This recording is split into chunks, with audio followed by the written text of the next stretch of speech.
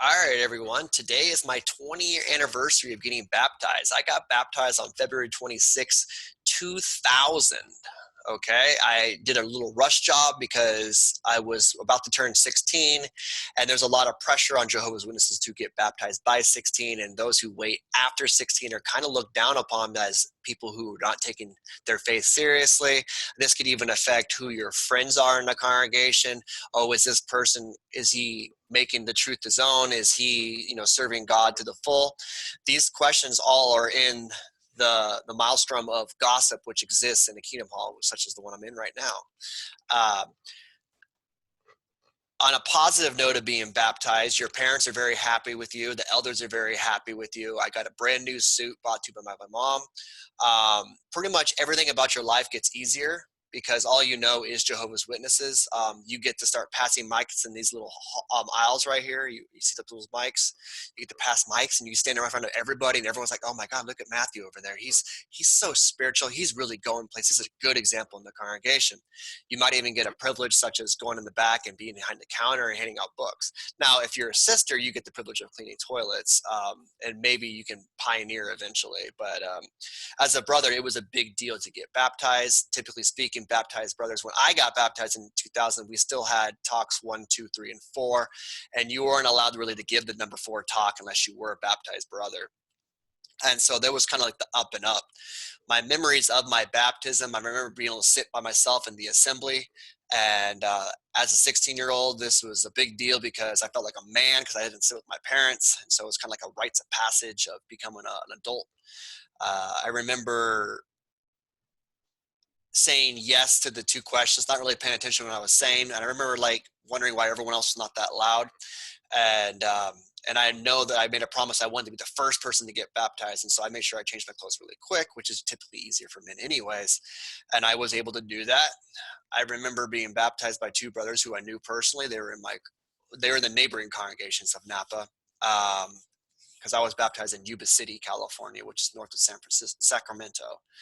And I remember the water being warm, and I remember it being over with really quickly, and then getting out and wondering what just happened. Like it was just like bam and out.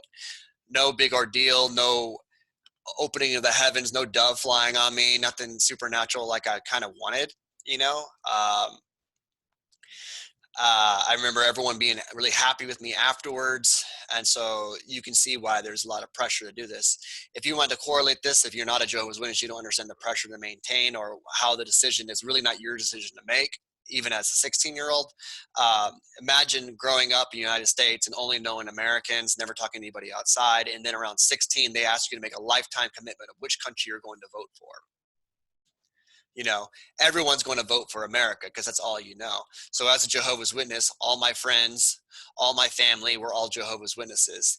My family that was not Jehovah's Witnesses, I was not really allowed to talk to them, and they were kind of, excluded and considered, bad association.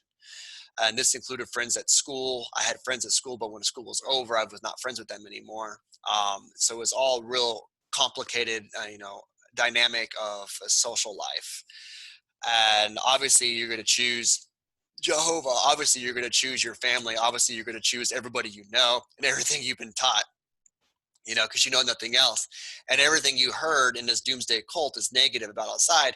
Outside, people are evil. They're going to steal your wallet. They're untrustworthy. They're all fornicators. They're all spiritistic, and they all do drugs. You hear this negative stuff all the time. You hear only negative things about other religions. They don't really know God, and they're not serving Christ right. They're not serving Jehovah correctly, and they don't know how the faithful discreet slave giving us the food at the proper time. And so this is all a real crazy time. And I want to be honest with myself. I got baptized at 16, but let's say the witnesses required you to be an adult to get baptized. I think still most people still would get baptized at 18 because the indoctrination is that strong. Witnesses have a 66% exiting rate after baptism, so that's a huge chunk of people that don't even stay in the faith. Most people leave. For various reasons. Many people are still mentally in, and they're still afraid of Armageddon. And you see events like 9/11 happen. A lot of people flock back into the Kingdom Hall because everything was going to come to the end and everyone was dying. So you lived in fear. So I don't think if they would have baptized adults only, that would really change anything.